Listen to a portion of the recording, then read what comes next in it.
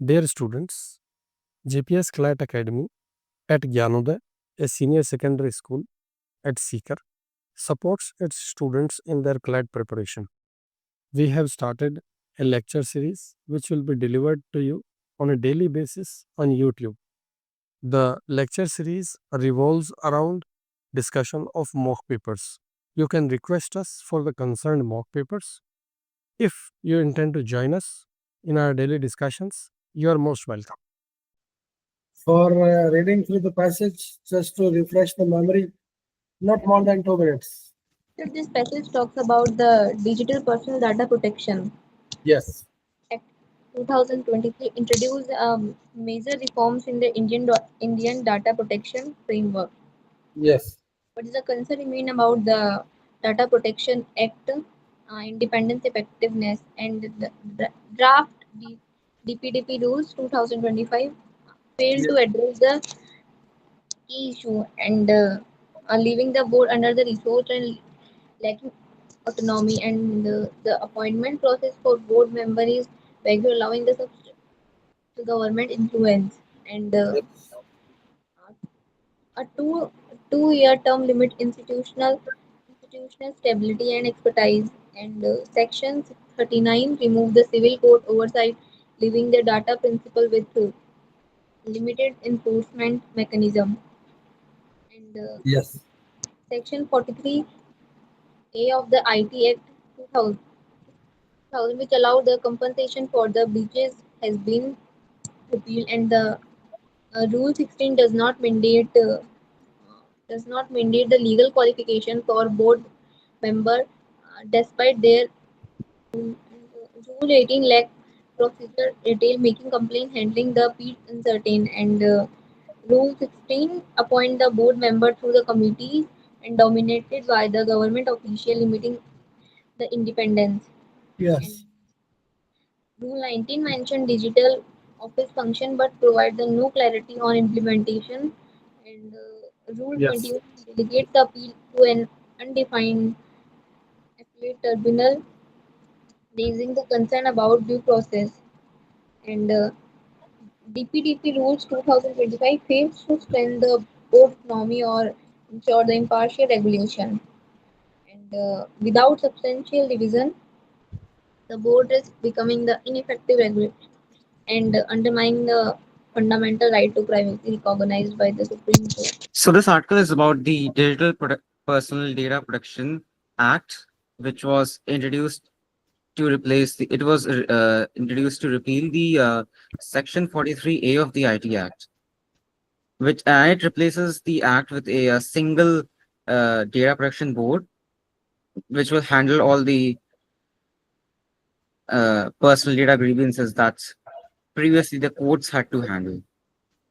yes, So, the article, the author makes a point that is, it looks at the act with a view of uncertainty that the act will not be able to independently protect or enforce the data privacy of the individual, since there's this rule 16, which is the search cum selection committee, which is comprised solely of government officials with only a optional inclusion of experts with no one present for legal or technical expertise, which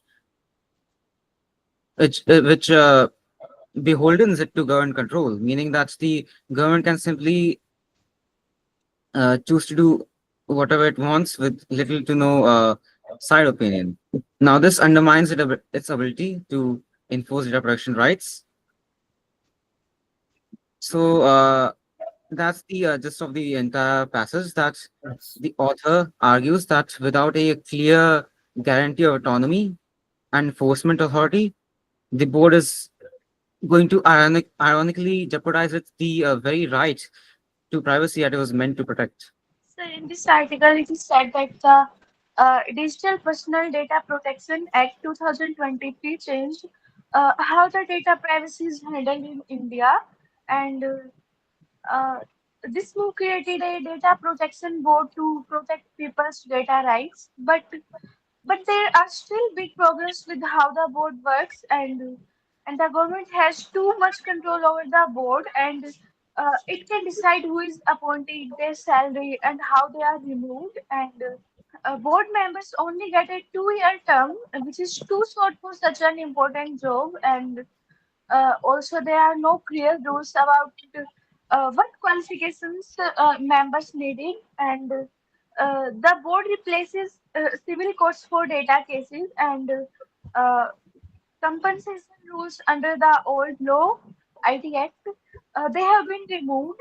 But this board can't give compensation either, and so people have fewer ways to get justice if this data is misused. And the draft rules of 2025 don't fix these issues, and the people selecting board members are only government officials, and all these rules are also unclear about how the board will do its work, solve complaints, or run its digital office. And although the board is called independent, but it is still controlled by the government, and all this weakens the board's power and affects the people's right to privacy, which is protected by the Supreme Court. And the author says that without big changes, the board may not be able to do its job properly. That's all from my side. Yes, Vishwashri, would you want to say something on this? Or preliminary maybe doesn't make any difference. Sir, this act, which is the Digital Personal Data Protection Act, it was introduced in 2023. It is still quite controversial because even after the draft of 2025, many issues have not been solved, and it is controversial because there's a lot of interference of the government, even though it claims that it's supposed to protect the data privacy and security of people while the transfer of data is there. So Yes. that's all I'd like to say. Yes. So basically, we have read about the data protection. We have read several articles. It must be the second or third article on data privacy and privacy concerning the right to privacy. Now, right to privacy, in 2017, the Swami judgment came, and that gave a very robust footing to the right to privacy, and recognized the right to privacy as a part of a right to life under Article 21 of the Constitution of India. The court was basically drawing from the International Covenant on Civil and Political Rights and the Universal Declaration on Human Rights. Both these instruments have been enacted by the United Nations organization. Therefore, drawing on these international instruments, they stated that there must be freedom from unwanted intrusions. This is what these instruments say, that there should be no unwanted intrusions in a person's life, and that is called as right to privacy in our context. So now this is a very interesting upcoming field, because recently a case happened in which an army man went to the hotel and he requested for a footing of the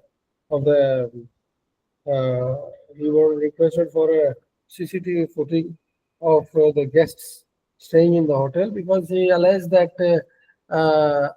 his wife had visited the hotel and he wanted to prove the the visitation by his wife. He wanted to submit it in the court, and the request was denied.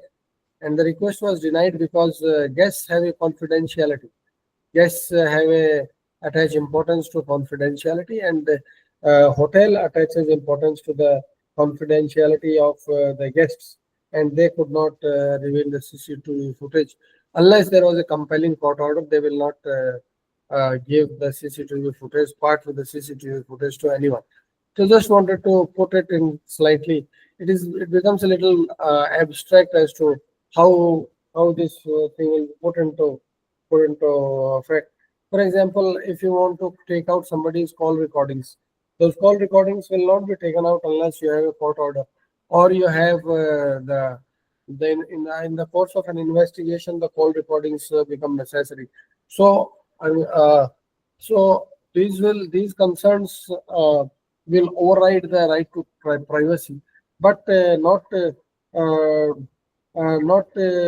in the absence of overriding concerns. The right to privacy will be respected. We have also seen that right to privacy in case of a hospital. Suppose there was this decided case by the courts that look, X was suffering from AIDS, and Y his wife, his fiancée, his would-be wife. The hospital informed the fiancée about the medical condition of X, and Y sued the hospital for a breach of privacy. Then the court held that no, in this case, privacy, the concern for privacy has to be glossed over, and we have to protect the health and physical well-being of the fiancé of the person concerned. So the privacy concerns, this way the privacy concerns arise.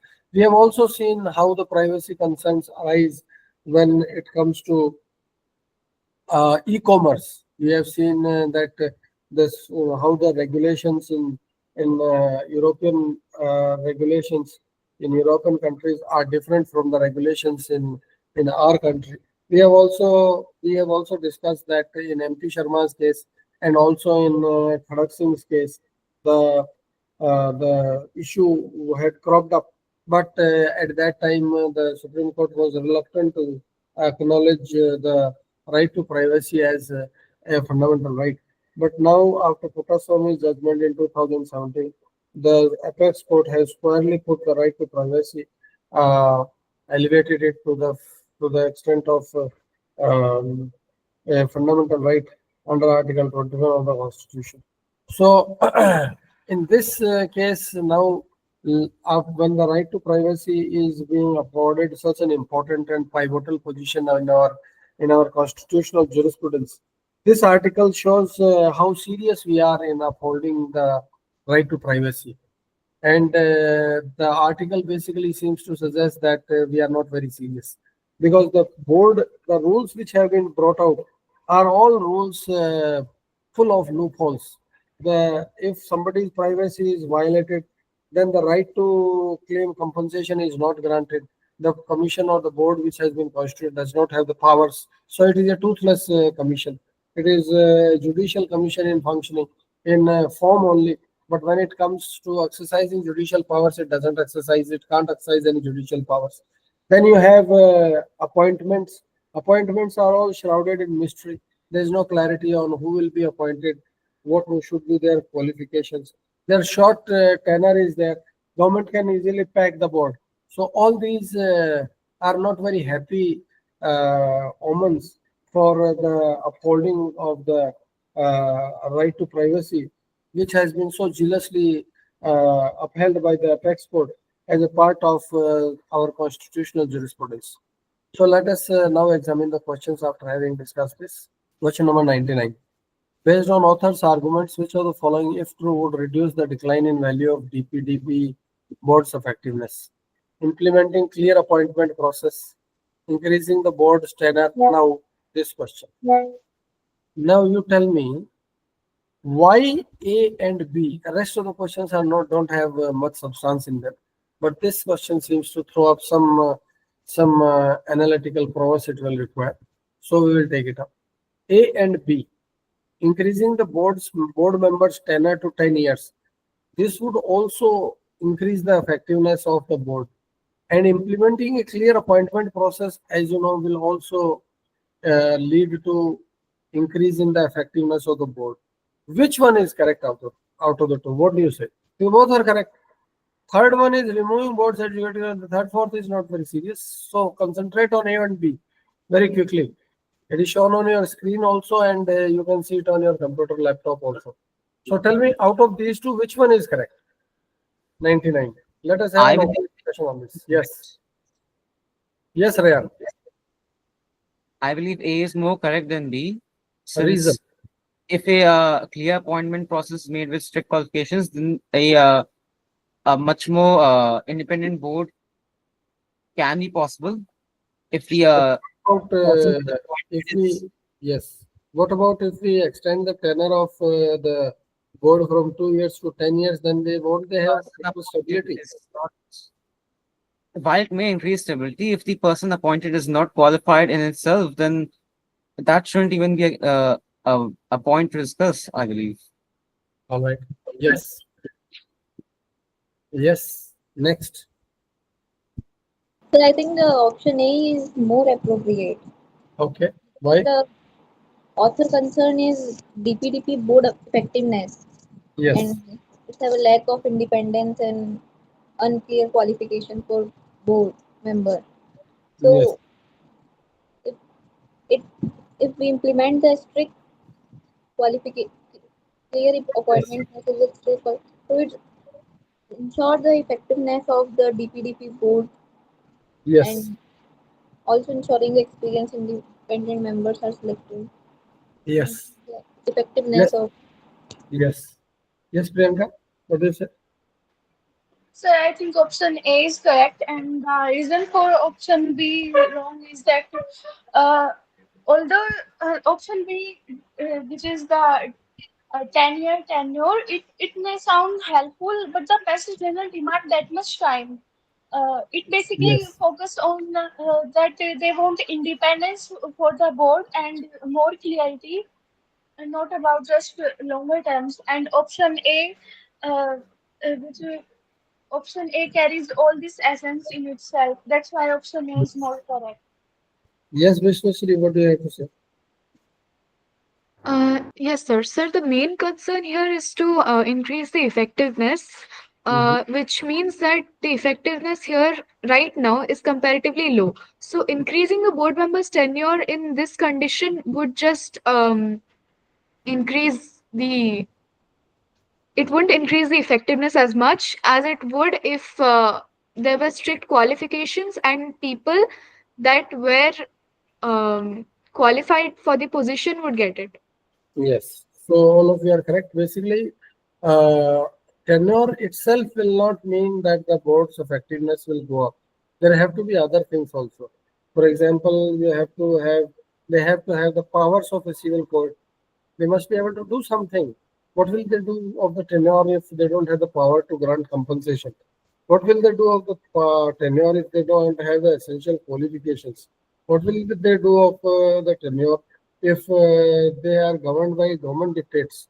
When the government issues a direction, they have to comply with that. What will they do of all these with the tenure? All of you are right.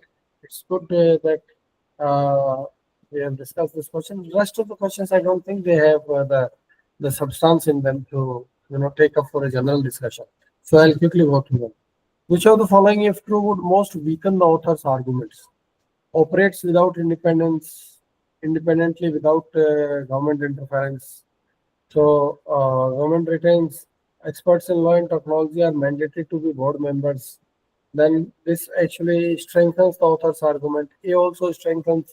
C, government retains full control over appointments and removal. Then in that case, this would go to weaken the author's argument. The appellate tribunal has already been So established.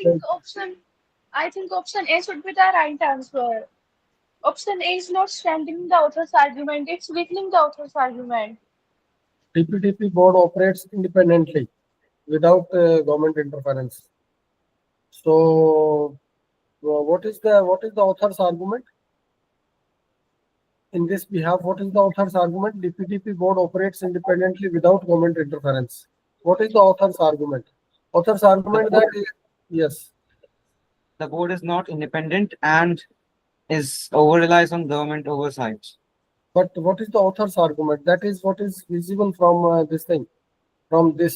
Argument the DPDP board has a lack of independence due to the government control over the appointment.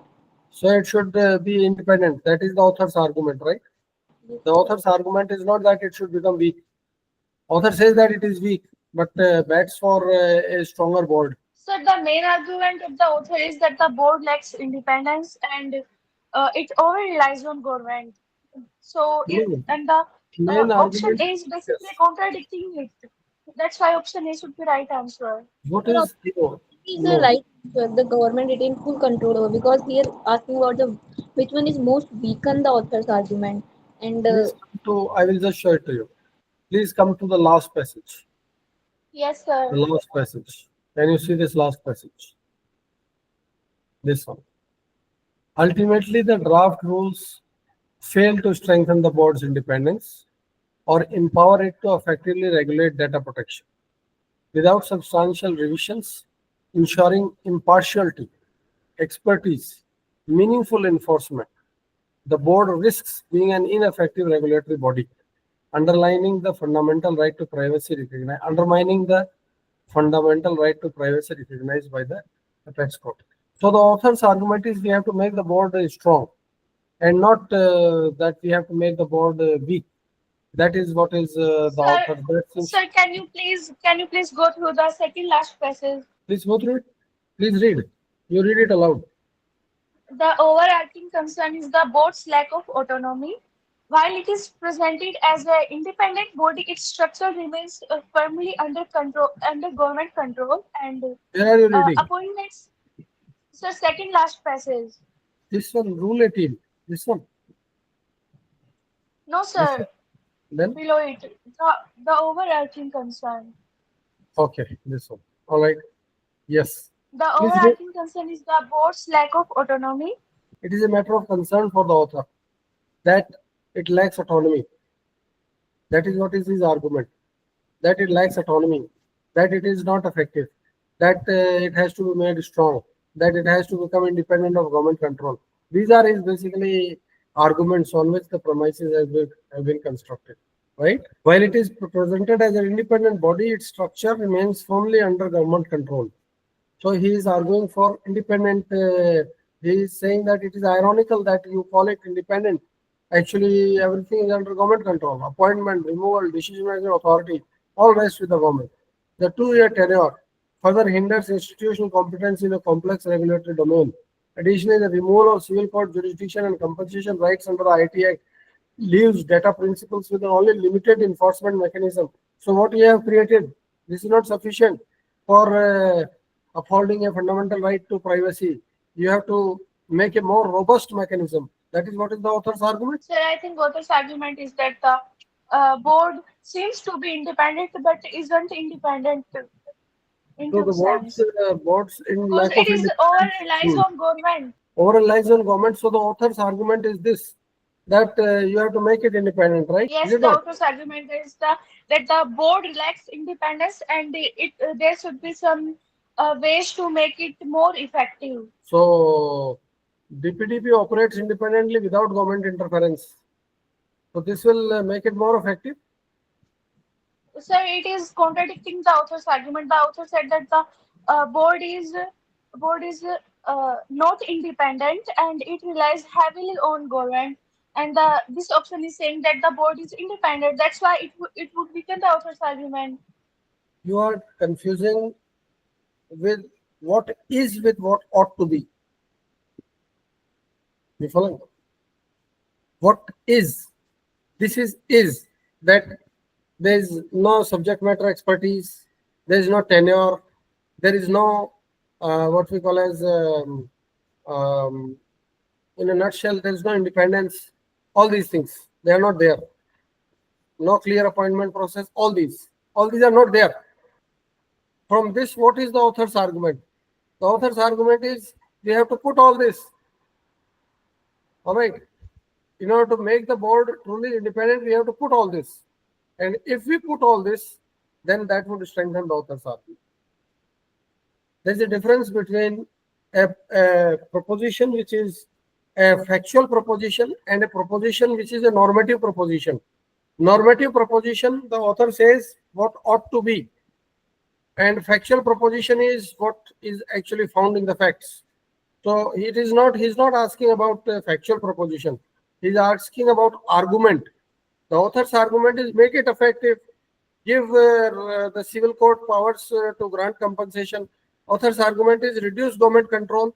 You give tenurial security to the board members. You appoint proper people with proper qualifications. If This the is the board is author's argument. independent, if the board is independent, there is no need of these such measures. That's why option A should be the right answer. No, The point is that these are is. What is the author's argument? You try to understand what is the author's argument here. What is the author's critique? It is about arguments. It's not asking facts. Facts are used to build your arguments. This is what this section is all about. This is what we have to understand. Once you understand this, then you won't have any problem.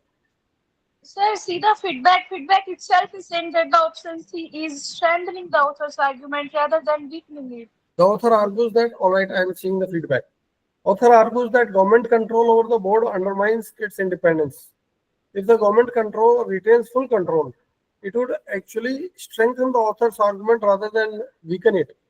So what is the author's argument? And at present, the board is weak. And if the author argues that government control undermines its independence, all right. And but what is the author's controlling argument? That we have to make it strong. What are the steps that we take? These are the steps we can take. All right. If government retains full control over appointments and removal of members, then the author's arguments become weak. Sir, but the question is asking the argument which would most Weaken weaken the the author's author's argument. And Weaken the in this author's feedback, but in the feedback, it itself saying that the option C would strengthen the author's argument rather than weakening it. Then how could be Government the control option C right over the answer? board. Yes. Government control over the board undermines its independence. Right. If the government retains full control, it will actually strengthen the author's argument rather than weaken it. So if the government, what is the author's argument? That is the point. If you are able to understand what is an argument, then there is no problem. The feedback may be incorrect. Feedback may be incorrect, no problem at all. Feedback, we will correct it, not a problem. But try to understand what is the author's argument. What is the author's argument here? Don't be governed by the feedback. What is the author's argument? Just come to it once again and see the author's argument. What is the author saying? Ultimately, the draft rules fail to strengthen the board's independence. So the author's argument is we have to make, if this right to privacy has to be protected under the constitutional scheme, then we should have. Sir, I think these are suggestions only. The argument is different. These are suggestions. So suggestions become Provided the with argument, na? Suggestion is the argument. Which suggestion is the argument? What else is the argument? Argument is suggestion. He is giving a suggestion. He has put forth an argument. Sir, argument That is you have to that make the the board author strong. is saying And that you the can- board yes. is not Yes. board is not working properly due to its over reliance on government, and board is not independent. That's the That is author's what is argument. the author's argument, that the board is not independent, the board is not working properly, the board has to be strengthened. All these are the author's arguments. If something happens which makes the author's argument that somebody takes up those suggestions and says that, look, we are going to put all this into this new system that we have created, then that strengthens the author's argument. The main argument the author presents is that he criticizes that the government has full control over the appointments made, and that there should not be a complete control of the government over the appointments. So the author's argument is that you should not have full control, that you should have an independent board, that you should have people who are properly qualified, that you should Yes. you should remove these infirmities. This is the author's argument. Yes, sir. That is the author's argument. What the problem is coming because you confuse the factual proposition with the governing proposition. What is the governing proposition? Governing proposition, the author critiques the DPDP Act on the rules that have been framed on the basis of the fact, on the basis of certain normative parameters, and those normative parameters are effectiveness of the board. All right. He says you have to have a strong board. And if you have to have a strong board in order to uphold the constitutional scheme, then these things are the desirable things. And these undesirable things must be removed. All right. So if anything that the government does to strengthen the board, that would strengthen the author's argument. If anything the government does to actually weaken the board, that will weaken the author's argument. Do you agree with me? Yes, sir. You Yes, agree sir. with me? Just yes for the sake of it, or you have genuinely understood that yes, the argument is different from the factual propositions.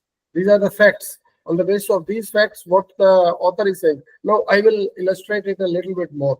Now, I say that the bill is proper. The bill consists of journalists. What's wrong in appointing journalists? Journalists are able to better appreciate both sides of the coin instead of specialists. Specialists tend to look at things from a narrower perspective. So we require a journalist on the board. Now, what is my argument here? What is my argument?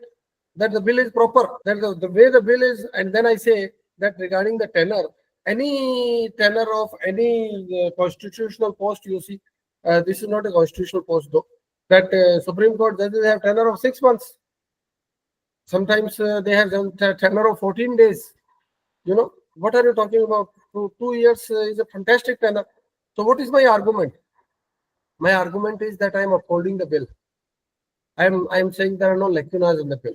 The way the bill is perfect. That is my argument. But here, that is not what the author says. Do you follow what I am saying? For example, I say that look, the bill is not toothless. The person whose right to privacy has been violated, is entitled to move the board for appropriate remedies. I say only compensatory remedies are not there. Other remedies are there. They can order a civil criminal prosecution for breach of data privacy, right? Only compensation is not there. It doesn't matter. After all, that is not the only remedy which is given by the boards and by other authorities. So what is my argument? What is my argument? Do you now appreciate the difference between an argument and a factual proposition? Do you appreciate? The same facts are there. I am taking one position on the one side. I am taking another position, a contrary position is there. It is just like a debate in a school competition. There is a for the motion and there is an against the motion. All right. Now, for the motion and against the motion are presenting arguments. Those are the arguments. As same factual propositions are there, but your arguments are different. Your positions you take are diametrically opposite.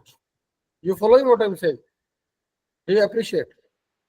Sir, but Yes. isn't the option C wrong? Because it's aligning with the author's argument, it's strengthening the You author's don't get argument. into all that. You just first tell me, do you appreciate the difference between an argument and a factual proposition?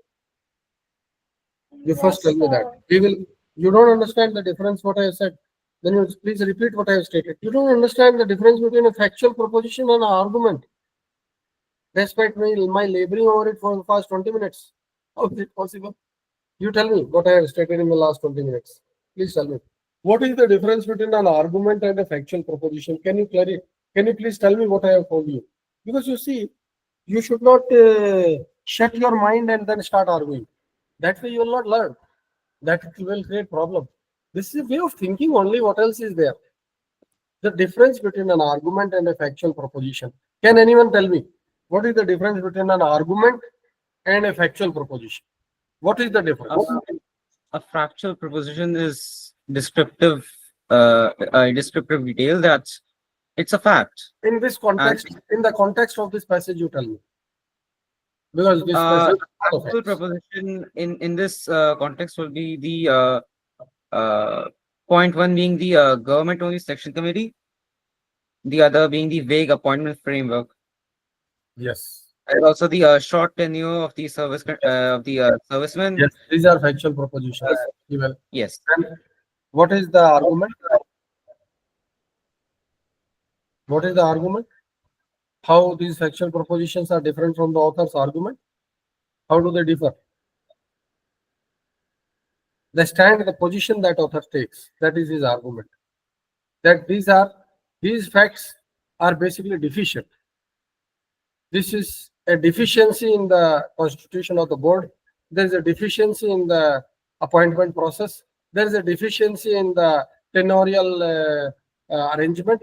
There is a deficiency in the effectiveness of the board. So these are arguments. Is that okay? Is that clear to you? The difference between a factual proposition and an argument. Argument is different from a factual proposition. Factual propositions say the facts, and then you take a position on that. I take a contrary position, or I may take a position for the motion. That is my argument. My position is my argument. But the facts are the same. How you interpret the facts, what kind of stand you take on the fact, that becomes your argument. This is actually, this is clear to you. Now let us get to the next one. Now you are saying that option C doesn't seem to be correct, even if you take this position that there is a difference between a factual proposition and an argument. Now let us examine that. All right. This is which question? I have, I think this is question number 100. This is question number 100. All right. Priyanka says that government retains full control over appointments and removal of members. This actually does not weaken the author's argument. This weakens the author's argument. Why? Because it retains full control. The moment government retains full control, then it becomes a weak board. Other says it's you have to make it strong. That is his argument. The way it is will not work. You have to make a strong board. All right. That is what is his position. Now, if the government is retaining full control, that means the government is weakening the author's argument. The government has rubbished his suggestions, his arguments, his propositions, and said that no, this is all right. So it weakens the author's argument. Is that all right? But we are talking about the DPDP rules 2023, and in those rules, the government retains the full power, undermining its autonomy. Look, 1 second. We are not talking about new Hey, rules. look. So read the question. What the question says. Which of the following, if true? They may not even be related to the passage. If true, you have to assume that they are true. Thereafter, you have to take a position on whether they strengthen the author's argument or they weaken the author's argument. You have to presume that they are true. These propositions, these 4 propositions are given in front of you. They are true, irrespective of what is written in the passage. Forget about the passage. If true, you take it as truth that retains full control. The moment the government retains full control, the author's argument is, Baba, you are weakening the commission. You are weakening the board. Please don't do that. So this will weaken the author's argument. Is that clear to you? Or there are lingering doubts in your mind. There may be lingering doubts in your mind. They will get clarified as we, as we proceed this thing. But understand very clearly. If you understand this, you will not have any problem in this. The difference between an argument and a factual proposition. Just try to understand the difference between the two. You will not have any problem in this part. As to what is the author's argument, what is the position he takes. That is very different from what the facts have been pleaded in the passage. On the basis of facts, we take a position, and the position becomes your argument. The stand becomes your argument, and thereafter you have to assess whether each of these choices which have been given to you, whether they are contradictory to the stand or they are conforming to the stand. That's it. Is that clear to you? Yes, sir.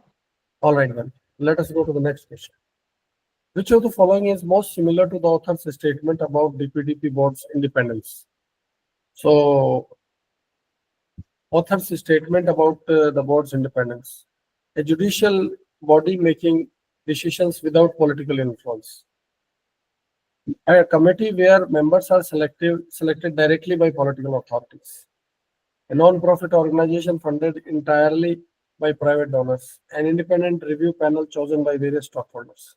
So do you agree that B is the correct answer? This is what is closest to the statement that this is not proper. Yes or no? This is what he says. It's all government body. It's a government body. What is that? It is not Yes, with a sir. plus sign. Right. All right. Which of the following? This is 100% correct, so I need not take it up. Then please come to the next logical reasoning. Passage number 18. Yes. Yes, Tanishka, you are the first to start usually. Anyone may start. Yes, please start. Don't take much time. So this passage talks about the 16th BRICS summit in Kazan, focused on strengthening the multilateralism and challenging the Western financial dominance. And the Kazan declarations emphasize the strategic autonomy, economic cooperation, and support for the global south. And the BRICS is developing the trade mechanism using the and reducing the reliance on the US dollar, where the NDP aim to fund the infrastructure and the social inclusions without the Western style condition. And BRICS BRICS is working on BRICS clear cross-border financial messaging the system to replace SWIFT. Kazan declaration called for the ceasefire in the Gaza and Sudan, UN membership for the Palestinian negotiation diplomacy over the conflict. And the BRICS gain the initiative aim to bypass the Western agribusinesses and monopolies, ensuring the food security. And also, BRICS now include the Egypt, Ethiopia, Iran, Saudi Arabia, UAE, increase its global influence. Yes. So this article is about the BRICS organization, which is composed of five countries for now: Brazil, Russia, India, China, and South Africa. Now, this organization has positioned itself as a counterweight to the Western influence, the Western dominance that for example, the IMF or the World Bank have in the financial sector. So it's a finance-related organization. So the author thinks that the establishment of the BRICS is a necessary step, as a lot of emerging economies, which is practically the entirety of the global south, seek a strategic autonomy from the Western influence.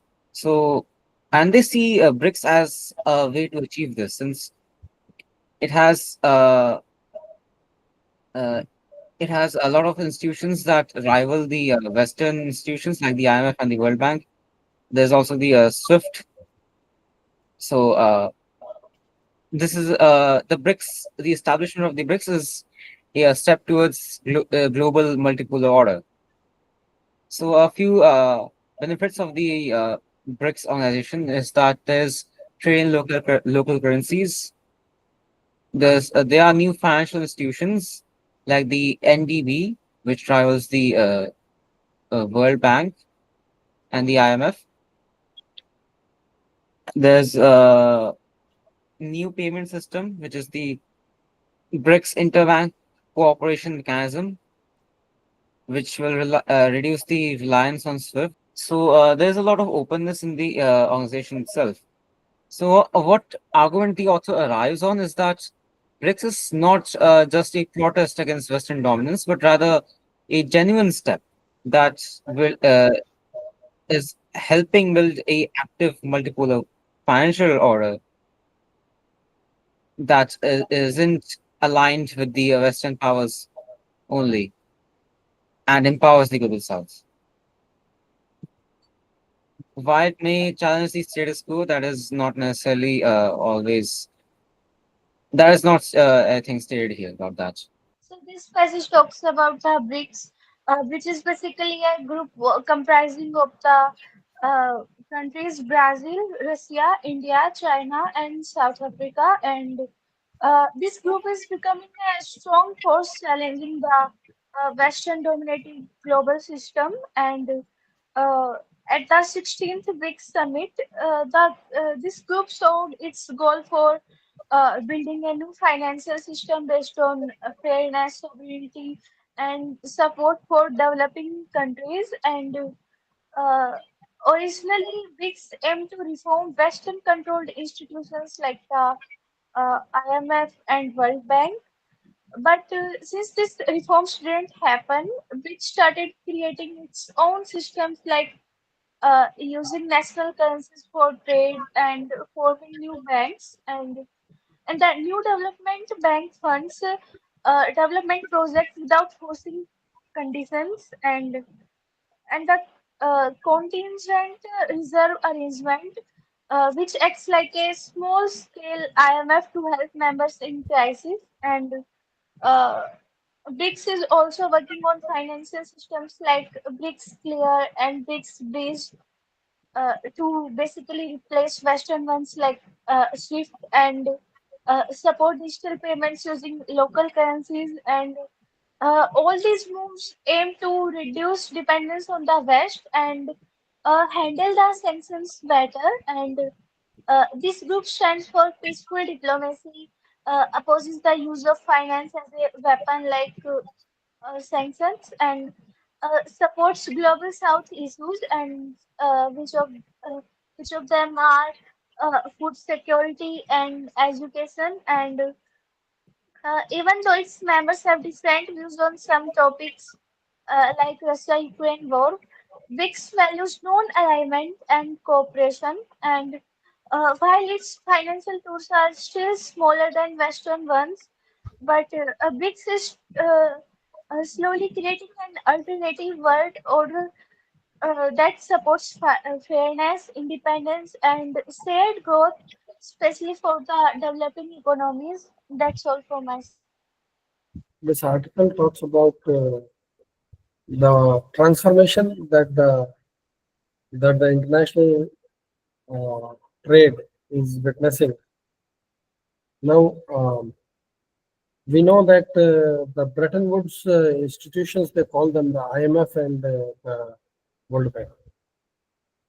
You have studied this in your class 12, the Bretton Woods institutions. Bretton Woods is in New Hampshire, United States, and they are at Hotel Washington, I guess. There a meeting took place in which these two institutions were established in the year 1944 after the Second World War. The primary purpose for establishment of those institutions was reconstruction of Europe, which had been completely uh, destroyed due to the World War. And these institutions provided generous finance for reconstruction of Europe, and Europe got reconstructed. Right now, the IMF basically provides exchange exchange related information, insights, and policies. It also provides uh, countries with the short-term loans to bail over to tide over problems created by tight balance of payments positions. Because payments in the international sphere have to be made in the hard currencies. Hard currencies are currencies like the pound sterling of UK, of course the US dollar. Then you have yuan of China is also coming up. Then you have the SDRs, which are the special drawing rights, which is the currency of the World Bank. So there is the currency of the IMF. So these things are looked after by the IMF, and the World Bank basically provides loans for development, including development in the global south, that is in the industrializing countries, the least developed countries, and the developing countries. So this basically is the framework within which they work. The IMF works on the um, foreign exchange related issues, and the World Bank basically runs on development projects, concerns, looks after development projects, and provides loans. Now, these you have also studied in your class 12 that these institutions have a one size fits all kind of prescription. See what these institutions, how these institutions tutored the former USSR, in introducing the um, what we call as the switch from the traditional system to the modern system, the so-called modern system, in which they had to suffer a lot of misery in making the switch from the communist system to the capitalist system. Basically, Russia, we had also advised Russia on, and we had told them that please don't move forward with opening your economy immediately. Don't do away with whatever you have, but slowly and slowly, in a phased manner, please open up your economy to foreign investment. They did not listen to us. They listened to the World Bank. They listened to their IMF advisors, and as a result, their country was put into a deep economic turmoil from which it took at least a decade to recover. All right. So they have a one size fits all prescription which does not work everywhere. That history has shown us. Likewise, these institutions are critiqued for being heavily dominated by these wealthy countries. Those wealthy countries have the main shareholders in these banks, and those are the people who actually call the shots there. The South is rather underrepresented in these institutions. That is what the article talks about. That in this kind of situation, on the top of that, you have sanctions. That sanctions represent a unilateral world order. They don't represent a multilateral world order. The sanctions, the threat of sanctions is always there. The threat of sanctions on Russia has had its impact in the ongoing unfortunate kind of war that has broken out between these two countries. But then one country has imposed sanctions on other country, and one country is able to not only impose the sanctions of its own, but also compel other countries to uh, fall in line. Otherwise, there will be secondary sanctions against us also, against India also. Now, this kind of thing, the international community has reacted to this kind of thing, and they will not.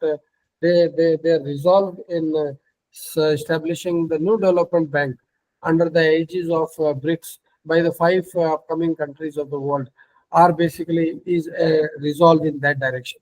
That we have to have our own financial order, and however small it may be to begin with, but we will we will not completely rely on the Western order, and because that Western order is uh, heavily skewed in favor of the developed countries, and it does not represent the concerns and the aspirations of the global south. So this article is basically an article in the direction of establishing or at least taking baby steps in establishing an alternative vision. And interestingly, the vision which is being unfolded is based on NAM. It is based on a multilateral world order. It is not based on a unilateral world order governed by sanctions, by economic might. Might is right. That kind of approach they have scrupulously avoided in the new BRICS framework, in the new financial framework that they are going to that is underway. The only problem is that it is rather small in size to have some real impact, and the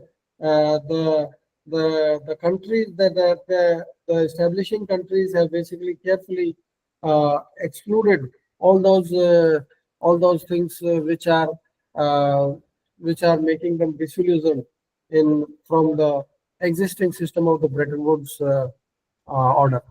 So this is what the article talks about. Now let us examine the choices. So now you tell me, what is the author's main argument as different from the factual propositions? Let us work it in. Let us do a little bit of homework on this so that it becomes a little clearer. What are the facts and what are the opinions? What are the arguments and what are the factual propositions? Let us distinguish them with the help of this. Let us try to understand the difference between a factual proposition and an argument. Who will take the lead? He's running through the article and telling me that this is a fact, this is opinion. This is a fact, this is opinion. This is a fact, this is opinion. This is a fact, this is opinion. That kind of exercise I want you to do. Then you will start relishing these uh, these logical reasoning paragraphs. Really, you'll start enjoying them. They will not become a pain for you then. If you can understand that basic, if you can develop that basic insight. So the factual propositions in this passage would be that Yes. there will be trade in local currencies. Yes. Instead, where in the West there would only be the trade in dollars, in the US dollars. So this trade in local currencies will allow the BRICS countries to use their own money for trade, and we can see this with the China's export in yuan and the growth of the rupee ruble trade with between India and Russia. There's the new development bank, which allows which basically serves in the as a replacement for the World Bank, that gives loans and funds for infrastructure and social projects to BRICS countries. There's the contingent reserve arrangement, which will serve as a sort of IMF support to BRICS members who are in financial distress. There's the payment systems that are emerging in the uh, BRICS ecosystem, like the interbank cooperation mechanism that serves like a swift transfer system that will allow countries to that will facilitate cross-border settlements in national currency. There's also the political openness that the BRICS organization has, since there's no formal charter hierarchy, and instead there are issue-based working groups.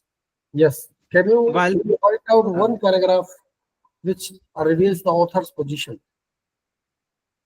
This is just a narration of events. The author gives a narration of events. But what is his position? What is his argument that he wants to build by all this?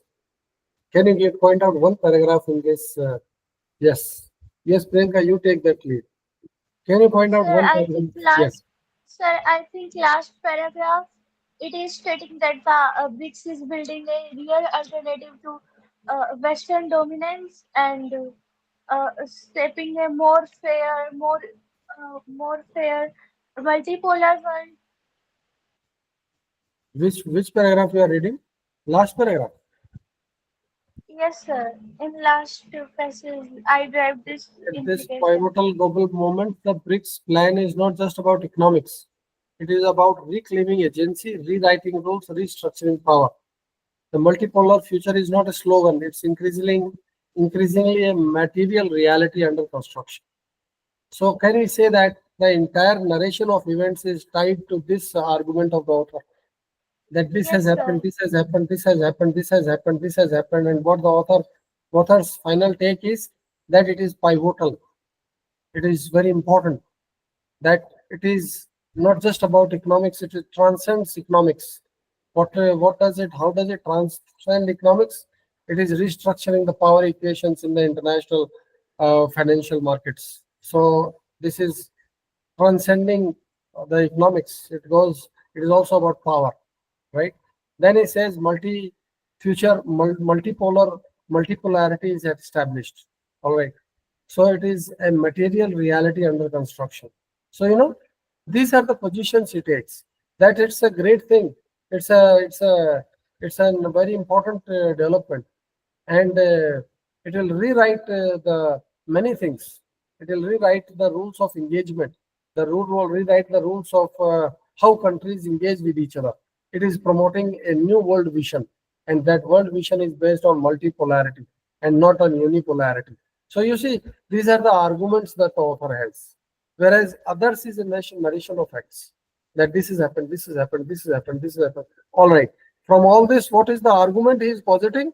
That this is a very pivotal, important thing, that it promotes a multipolar worldview, that it promotes the principles of non-alignment, that it promotes the principles of territorial sovereignty and integrity, that it rewrites the rules of international engagement insofar as economics and other matters are concerned.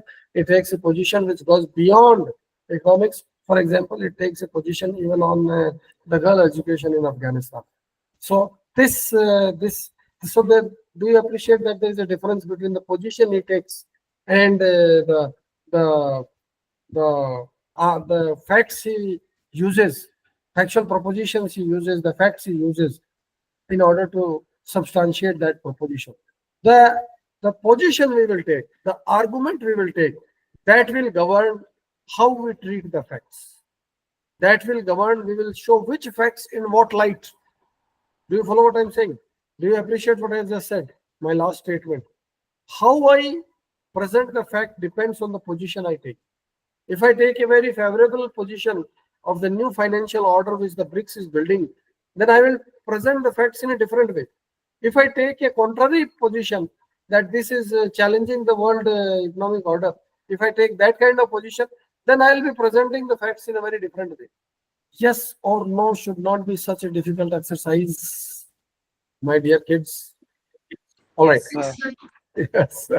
Question number 103. This is 100%. This is 100%. 100%. We haven't got. This is all 100%. Then which 107? This is okay. 107. I have not shared the tab. Yes, 107. Which of the following is the most effective way of countering BRICS concerns about financial exclusion due to sanctions? Establishing BRICS control financial issues like the. So how do you counter the sanctions? By establishing a new bank, new world order, relying on this thing. There's nothing in it. All right. Now please come to this 66 is over. I hope the 66 has led to substantial improvement in the way you approach the logical reasoning questions. I'm sure that kind of thing must have taken place. Anyway, now let us start 67. Come to the legal reasoning part. Yes, passage number 15. You have 2 minutes to go through it and then start making your presentation. Your time starts now. So let us make the best possible use of the In available this, time. Yes. Yes. so in this passage, it is stated that in Noida, a restaurant owner was arrested because he delivered chicken biryani to a customer who basically ordered the vegetarian biryani, and he was charged under the section 271 of the Bharatiya Nyaya Samhita for a negligent act which is likely to spread infection.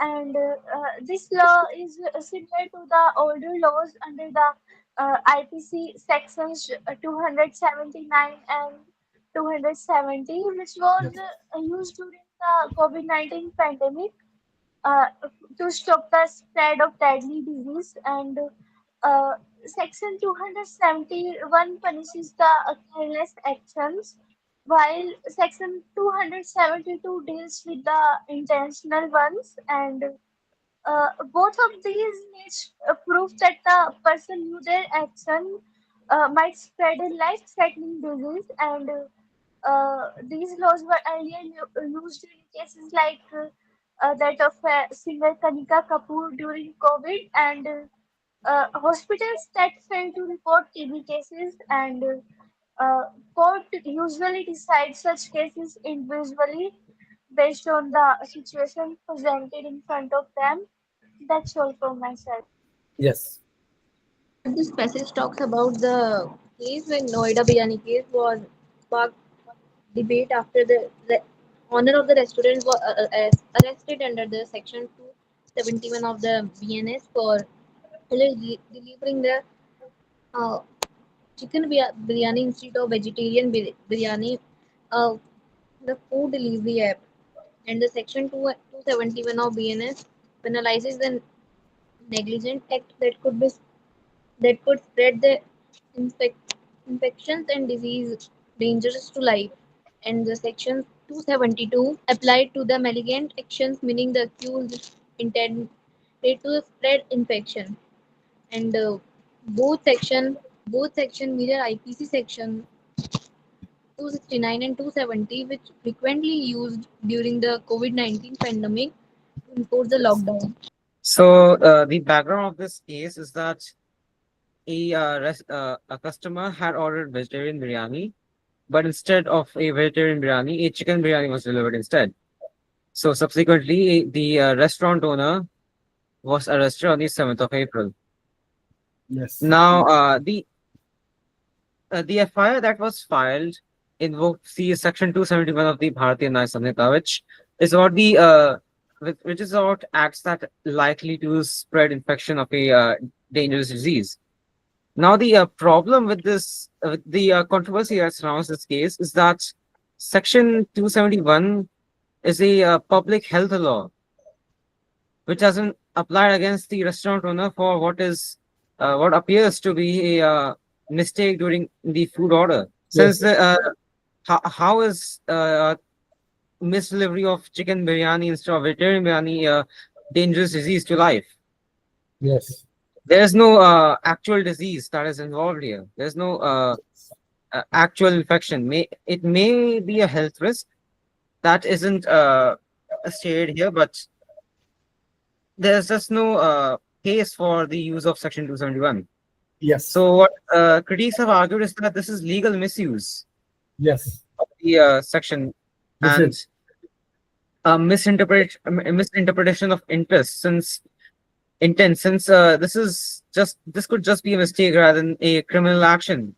Yes, sir. Sir, Section 271 states that it should be a criminal offense for whoever is likely to spread a dangerous disease that is harmful to life. But Mm. I don't think food poisoning, which is usually from stale meat, would come under this category. Yes. So I don't think that the food vendor should be considered as a criminal. Yeah, that's right. So basically, you know the fact situation. Now, COVID-19, the section talks about basically the uh, confinements that are placed on individuals who could spread infectious diseases. So those provisions were came in handy during the COVID-19 when they were imposing lockdown, when people, almost everyone was infected by the disease, and um, the lockdown slowed down the spread of the disease so that there can be a time for a response from the state to control the spread of infection and to space it up. Despite all these preventive measures, so many people lost their lives. So this kind of thing, now this is an extreme case in which a FIR has been registered for having merely delivered a chicken biryani instead of a vegetarian biryani which was ordered. So, all right, there's no need to elaborate too much on it. Not required. Now I come to question number. I take up the questions. Question number 72. A food vendor knowingly delivers stale meat to a customer, which causes mild food poisoning. Now, here it is a dangerous disease. This is slightly tricky. This question knowingly delivers stale meat to a customer, and the disease that has been caused is mild food poisoning. All right. It will not be attracted because the legal threshold is not met. It must be a dangerous disease. It's not a dangerous disease. It is a disease. But is it a dangerous disease? The answer is no. Sometimes it happens that the vendor knows that what he's selling is of yesterday. It has become stale. Still, money is such a thing that person overlooks. And why to throw it away? I'll sell it. He mixes it up with the good ones and then sells it. No, it's actually not attractive. Dangerous disease. Very important. Legal words, very strict interpretation because the liability is criminal. It's not a civil liability. Then you come to here, question number 74. There is some problem here. A delivery agent unknowingly delivers food from a restaurant with poor hygiene standards. The recipient falls ill with cholera due to which of the following maxims the agent can't be prosecuted under 271. So actus facit, rem nisi mens, etc. This basically actually this requires prior knowledge. This question. You'll see that this requires prior knowledge because these maxims questions sometimes they are asked in the exams. So I have given you this. An act does not make a person guilty unless the mind is also guilty. The first A and B. First A is the Latin proposition and then B is the English translation of it. So you can understand this. Intentionally, I have given it to you so that you can. Ignorance of law excuses no one. Ignorantia legis neminem excusat. So this is C is the Hindi version, English version, and D is the Latin version. So you just remember these maxims. These are very frequently involved in laws. So you know this, right? Then there is 75. A vegetarian household, a customer receives chicken biryani instead of vegetarian. Customer consumes non-veg preparation. Undergoes vomiting, falls sick when he learns about the non-veg dish. He is also deeply emotionally disturbed. All this will not attract the legal liability. All right, because no injury, no injury, no, that is not what dangerous disease. You have to latch on the words. Then there is 70, A is 76. A and B are friends. A catches the AIDS infection. A and B are about to get my hospital authorities warned. Now, this B sues the hospital for violation of privacy. No privacy, dangerous disease. The hospital will see a prosecution if they don't communicate. If they fail to communicate, then there may be a problem. There may be a problem based on 271 and 272 that somebody has been exposed um, because of hospitals negligence to a dangerous disease. So this may invite legal liability on the hospital. 16. Let us take it up tomorrow. Tomorrow means the next working day, which is Monday. Tomorrow, enjoy your weekend, and that's it. Nothing else. So, bye bye. The lecture series revolves around discussion of mock papers. You can request us for the concerned mock papers. If you intend to join us in our daily discussions, you are most welcome.